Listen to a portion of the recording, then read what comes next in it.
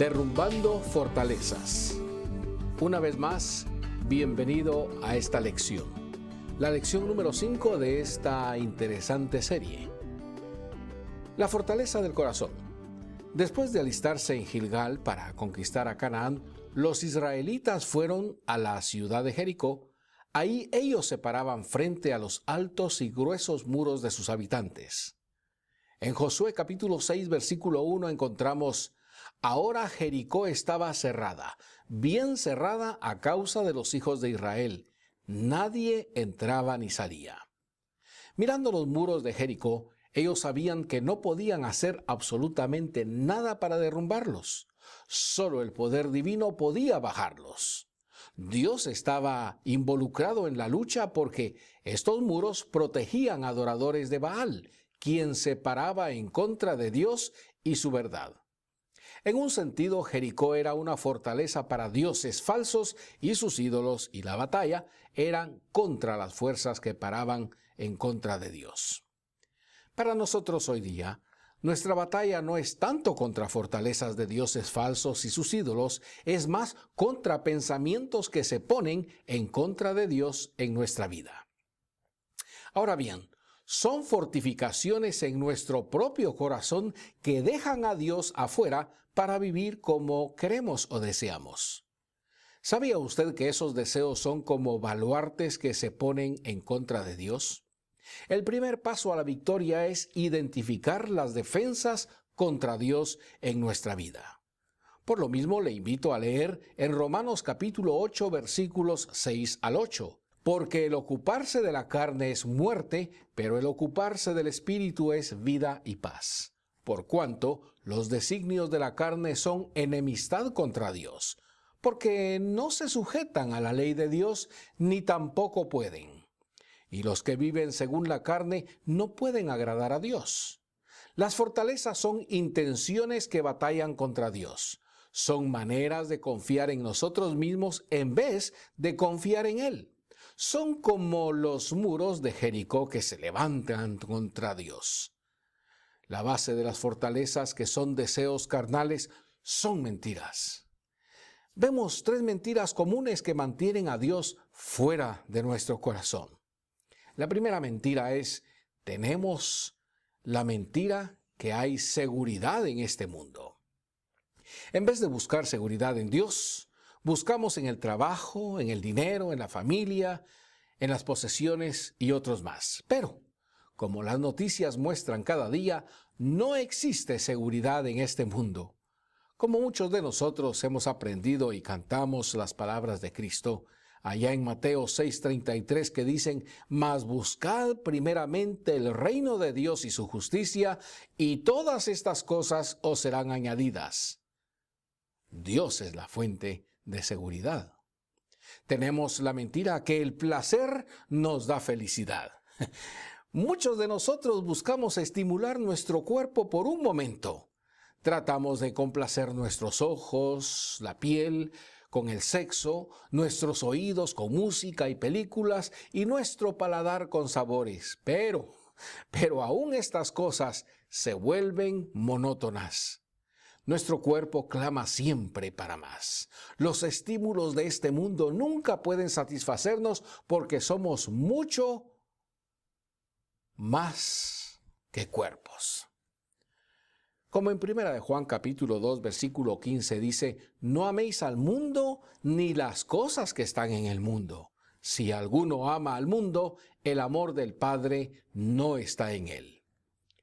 ¿Sabía usted que los que codician el mundo son carentes del amor de Dios? Claro que sí.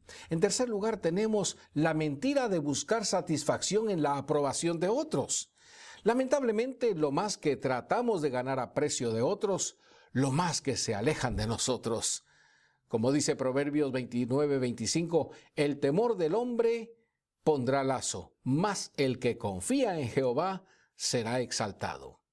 Poniendo nuestra atención en otros, nos entrampa. Solo encontramos libertad en Dios porque solo Él es Rey, vida y Salvador. Tanto queremos satisfacción en estas cosas que estamos muy dispuestos a creer la mentira que son medios de conseguir contentamiento y vida. Somos como aquellos bebés quienes lloramos por un juguete y cuando por fin estamos jugando con ese juguete, nos aburrimos y volvemos a llorar. Nunca estamos satisfechos porque el aferrarnos a los placeres del mundo, eso nos hace desviarnos de la fuente del contentamiento que es Dios. Estas codicias son fortalezas en contra de Dios porque desvían nuestro corazón de Él. No son diferentes que los dioses falsos e ídolos de la gente de Jericó. Estamos en una batalla y para ganarla tenemos que identificar las fortalezas. Esas fortalezas contra Dios en nuestra vida y salir en su poder para derrumbarlas. Por otro lado, Dios nos ama celosamente. Vamos a estar más motivados para la pelea si entendemos que nuestros baluartes carnales roban cualquier afecto que tenemos para Dios. En el Evangelio según San Lucas capítulo 16 y versículo 13, Jesús hace una declaración muy fuerte, diciendo: ningún siervo puede servir a dos señores, porque o aborrecerá al uno y amará al otro, o estimará al uno y menospreciará al otro. No podéis servir a Dios y a las riquezas. Si estamos abrigando deseos egoístas, estamos dejando a Dios afuera. Pero ¿sabe qué? Dios quiere a sus hijos y quiere librarnos de todo lo que se pone en contra de Él. La destrucción de Jericó fue una manifestación gigante del deseo de Dios para liberar a sus hijos del peligro de la idolatría. ¿Qué nos dice Josué capítulo 6 versículo 2? Mas Jehová dijo a Josué: mira, yo he entregado en tu mano a Jericó y a su rey con sus varones de guerra. ¿Sabe una cosa? Nosotros podemos estar segurísimos que Él está totalmente dedicado a librarnos de cualquier esclavitud de nuestro corazón. En Gálatas capítulo 5 versículo 1 dice: estad pues firmes en la libertad con que Cristo nos hizo libres, y no estéis otra vez sujetos al yugo de esclavitud. El gran deseo de Dios es que Él puede tenernos a nosotros mismos exclusivamente para Él. Si nos trasladamos al Nuevo Testamento, a 2 Corintios capítulo 11, versículo 2, leemos: porque os celo con celo de Dios, pues os he desposado con un solo esposo, para presentaros como una virgen pura a Cristo. Claro, es verdad que Jesús nos quiere como a una esposa. Dios es celoso en el sentido sano. Para Él somos preciosos y quiere cuidar una relación con nosotros a toda costa. Por eso Él es celoso con los suyos y no quiere en ningún momento compartirnos con ningún ídolo o ningún pecado. Pero si nos volvemos a Éxodo capítulo 34 y versículo 14, leemos: porque no te has de inclinar a ningún otro Dios, pues Jehová, cuyo nombre es celoso, Dios celoso es. Vernos ir tras amores falsos quebranta el corazón de Dios. ¿Qué esposo quiere compartir a su esposa con otros hombres? El celo de Dios es un celo de amor que protege su relación íntima. Dios es como un esposo que se enoja cuando su esposa coquetea con otros. Santiago capítulo 4 versículo 4 pone nuestros deseos para el mundo como adulterio. ¿Y qué dice? Oh almas adúlteras, ¿no sabéis que la amistad del mundo es enemistad contra Dios? Cualquiera pues que quiera ser amigo del mundo se constituye enemigo de Dios. La palabra es fuerte porque Dios quiere reservarnos solo para Él. No quiere perdernos ni quiere vernos corrompidos. Si dejamos nuestro corazón ir en pos de lo que brilla, lo excitante y lo dulce, ¿sabe qué? Estamos yendo tras impostores que nos dejan deshonrados completamente. Gozamos entonces del amor de Dios para no ser infieles. ¡Qué privilegiados somos! Somos la joya preciosa del Señor de señores y del Rey de reyes. Por otro lado, vemos derrumbando las fortalezas. ¿Sabía usted que el celo del Señor hizo llegar a los israelitas al pie de los muros de Jericó? Sí, claro, ahí Dios no solo quiso librarles de una fortaleza de ídolos, sino también quiso mostrarles cómo se puede ganar la batalla en su poder. Entonces, para hacer una lección a los israelitas, Dios les ordenó hacer algo inesperado. Leamos Josué capítulo 6, versículos 3 al 5. Ahí nos muestra cómo Dios destruye las fortalezas de sus enemigos.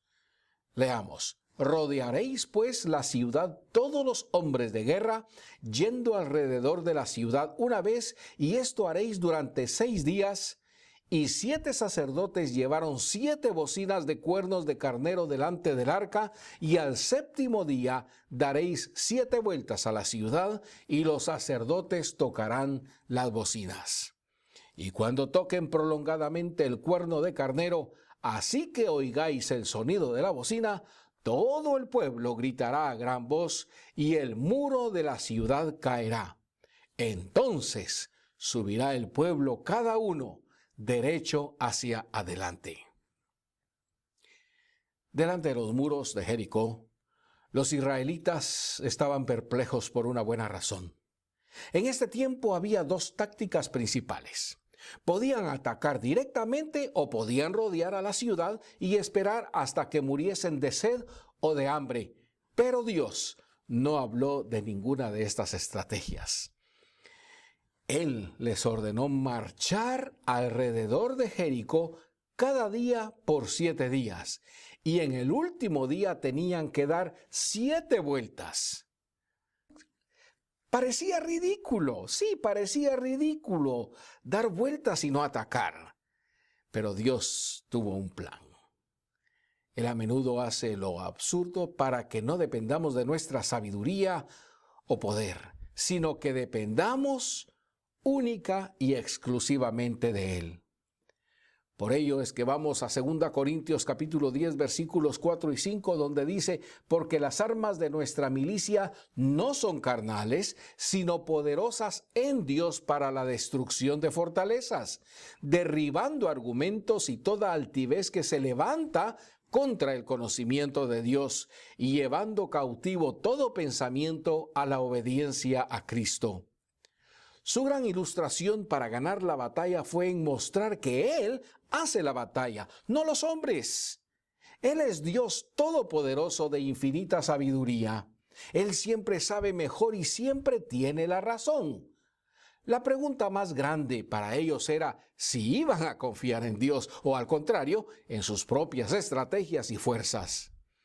Pero Dios mandó a los israelitas dar 13 vueltas a la fortaleza de Jericó.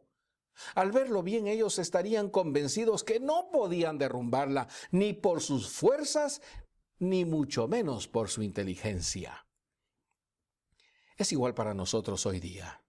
Dios no hace como el hombre piensa. 1 Corintios 1:25 dice: porque lo insensato de Dios es más sabio que los hombres, y lo débil de Dios es más fuerte que los hombres. Nuestra batalla contra los deseos carnales está sobre nuestras rodillas, y no por leer libros de psicología, ni por escuchar consejos de hombres del mundo. Solo Dios puede derrumbar nuestra inclinación idólatra. Él es nuestro misil balístico potente que revienta los ídolos del corazón. Por no estar convencidos que necesitamos a Dios y su sabiduría todo el tiempo, tratamos de seguir a Dios con poca oración. En este caso, estamos confiando en nuestra sabiduría y no en su soberanía. Olvidamos que Dios no necesita hombres sabios para obrar. Pero si vemos en el libro de Éxodo, encontramos a un hombre introvertido que se llama Moisés.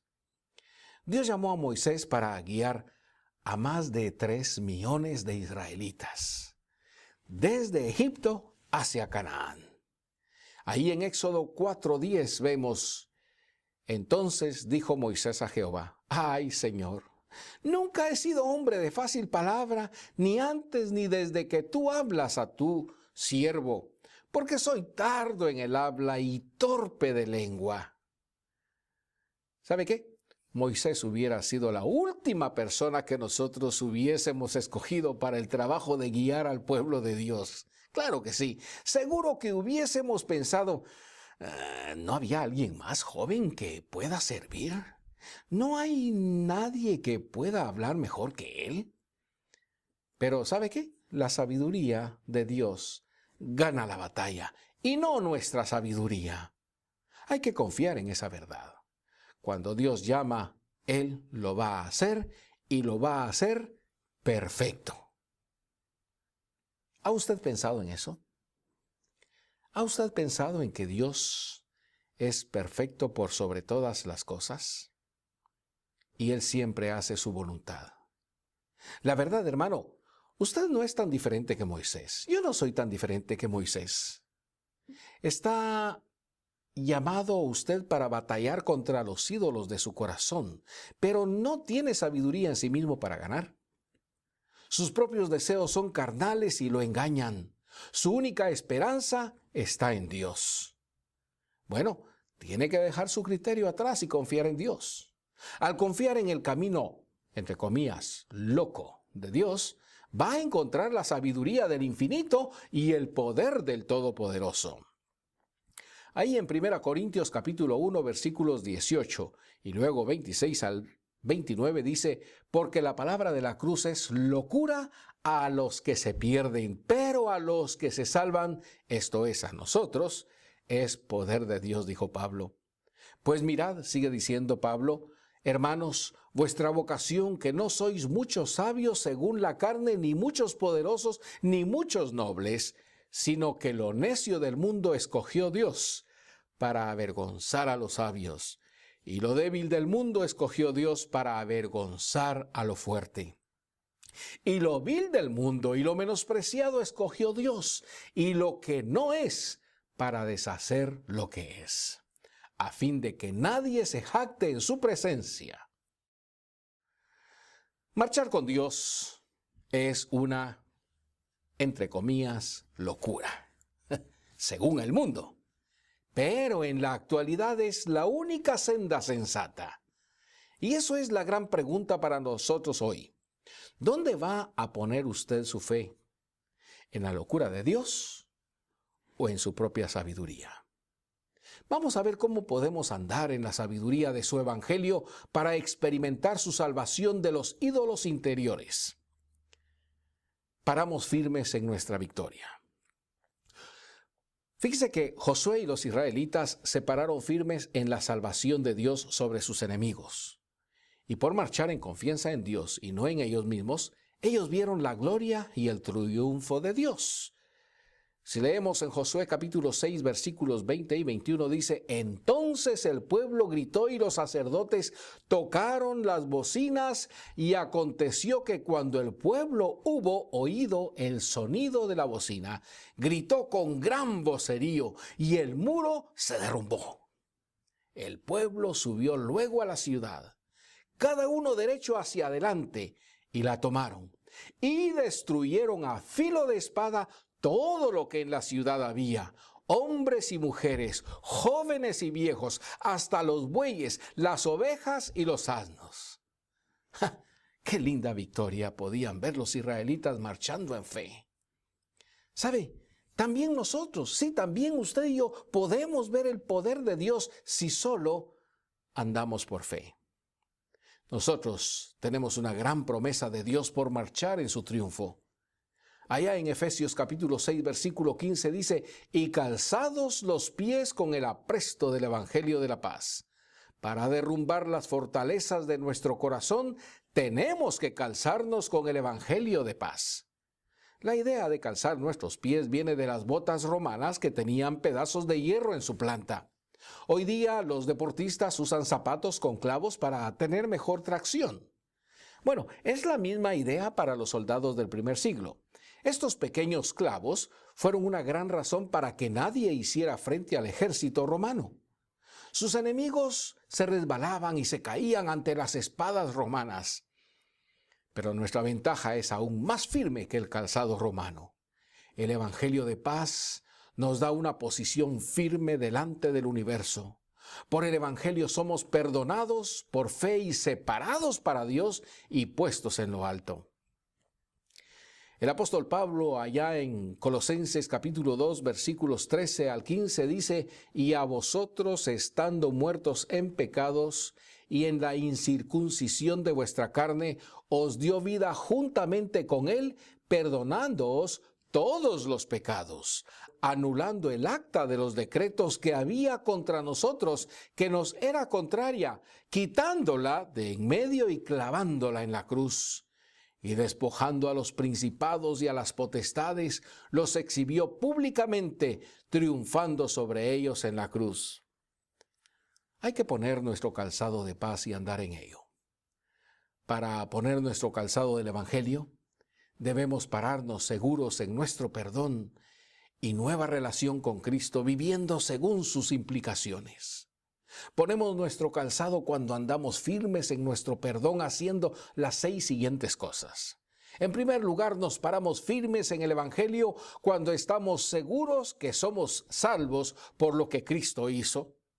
En Hechos capítulo 4, versículo 12 dice: «Y en ningún otro hay salvación, porque no hay otro nombre bajo el cielo dado a los hombres en que podamos ser salvos». Aunque es muy claro que la salvación es solo por Cristo, algunos piensan que pueden hacer algo para ayudar o quedar en su salvación. Y no es así. Eso es andar descalzo por dejar su sola esperanza en Cristo y esperar en sí mismo. Si no está puesta su esperanza solo en Cristo, entonces hay que arrepentirse y poner su fe solo en Él. En 2 Corintios capítulo 13, versículos 4 y 5 encontramos: «Porque aunque fue crucificado en debilidad, vive por el poder de Dios. Pues también nosotros somos débiles en Él, pero viviremos con Él por el poder de Dios para con vosotros». Y luego el versículo 5 dice: «Examinaos a vosotros mismos si estáis en la fe. Probaos a vosotros mismos. ¿O no os conocéis a vosotros mismos que Jesucristo está en vosotros, a menos que estéis reprobados?», dice Pablo. En segundo lugar, nos paramos firmes en el Evangelio al estar plantados en el perdón para rebotar las acusaciones de Satanás. Vamos al último libro de la Biblia, Apocalipsis capítulo 12, versículo 10, que dice: «Entonces oí una gran voz en el cielo que decía: Ahora ha venido la salvación, el poder y el reino de nuestro Dios y la autoridad de su Cristo, porque ha sido lanzado fuera el acusador de nuestros hermanos, el que los acusaba delante de nuestro Dios día y noche. Satanás está apuntando a nosotros. Él está listo para disparar una acusación y así desanimarnos. Su objetivo es hacernos dejar de confiar en Dios. Si no calzamos con el Evangelio del perdón, vamos a estar derrotados, completamente derrotados. No seamos pobres víctimas. Nos paramos firmes en la verdad que nuestros deseos pecaminosos son juzgados y tenemos la posición más firme del universo. Somos perdonados, hijos de Dios. En tercer lugar, nos paramos firmes en el Evangelio cuando entendemos su propósito. El Evangelio es para que estemos salvos del pecado. Mateo capítulo 1, versículo 21 dice: «Y dará a luz un hijo y llamarás su nombre Jesús, porque él salvará a su pueblo de sus pecados». Entonces, concluimos con que Dios nos salvó del pecado para que andemos libres. Él nos ha sacado de la esclavitud del pecado para ser libres. Podemos estar libres de las fortalezas de confiar en nosotros mismos y no en Dios por arrepentirnos y confiar en su salvación. Entonces, el primer paso es detestar todo lo que nos separa de Él. ¿Sabe qué? Nuestro amado, el Señor Jesucristo, dio su sangre para librarnos del egoísmo. Ponemos el Evangelio como un calzado cuando aborrecemos el deseo de vivir para nosotros mismos y nos aferramos a nuestra salvación. Como ya hemos compartido en lecciones anteriores, somos muertos a nosotros mismos para vivir como resucitados a Dios. Entonces debemos confiar en esta salvación para vivir libres de las fortalezas contra Dios en nuestras vidas. En cuarto lugar, nos paramos firmes cuando confiamos en que el Evangelio de paz nos dio libre acceso a la presencia de Dios. Primera de Pedro capítulo 3 versículo 18 dice: porque también Cristo padeció una sola vez por los pecados, el justo por los injustos, para llevarnos a Dios, siendo a la verdad muertos en la carne, pero vivificados en espíritu. Si no estamos acercándonos al Padre, hablando con Él y gozando de su palabra, entonces, pues no estamos aprovechando del calzado del Evangelio que ya tenemos, aprovechando de nuestro libre acceso a Dios. Es la mejor manera de librar nuestro corazón de sus ídolos. En quinto lugar, nos paramos firmes en nuestro calzado cuando somos activos en perdonar a otros. Qué difícil, ¿verdad? En Colosenses capítulo 3:13 dice: soportándoos unos a otros y perdonándoos unos a otros, si alguno tuviere queja contra otro. De la manera que Cristo os perdonó, así también hacedlo vosotros. Perdonamos a otros porque somos perdonados por Cristo. Un arma que Satanás usa, y vale mencionar acá, con mucha efectividad, es el resentimiento. Cuando perdonamos, estamos destruyendo una fortaleza del corazón más terrible. Nos paramos firmes en nuestro calzado cuando compartimos las buenas nuevas como sexto lugar. En Mateo capítulo 10, versículos 7 y 8 dice: y yendo, predicad diciendo: el reino de los cielos se ha acercado. Sanad enfermos, limpiad leprosos, resucitad muertos, echad fuera demonios. De gracia recibisteis, dad de gracia. Entonces, proclamar el Evangelio es marchar en nuestro calzado con clavos para ganar terreno del enemigo. Cada persona que cree en el Evangelio es uno menos para Satanás y uno más para Dios. Así que parte de poner el calzado es conocer bien el Evangelio y cómo comunicarlo. Una pregunta: ¿usted ha memorizado versículos del Evangelio para poder compartir? Cuando tenemos el Evangelio bien memorizado, podemos entregarlo a otros para que puedan ser salvos de las fortalezas de sus pecados. Si no confiamos firmemente en el Evangelio de la paz, estamos andando como soldados descalzos. Nunca vamos a derrumbar ninguna fortaleza del pecado, ni en nosotros ni en otros, si no estamos plantados firmes en el Evangelio de paz.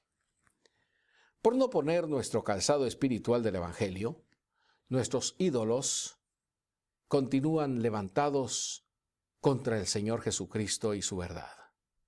Nuestra vida depende del Evangelio de Cristo. Es hora que enfrentemos la realidad que somos soldados y debemos ponernos el Evangelio para derrumbar toda clase de fortaleza. Que Dios le continúe bendiciendo.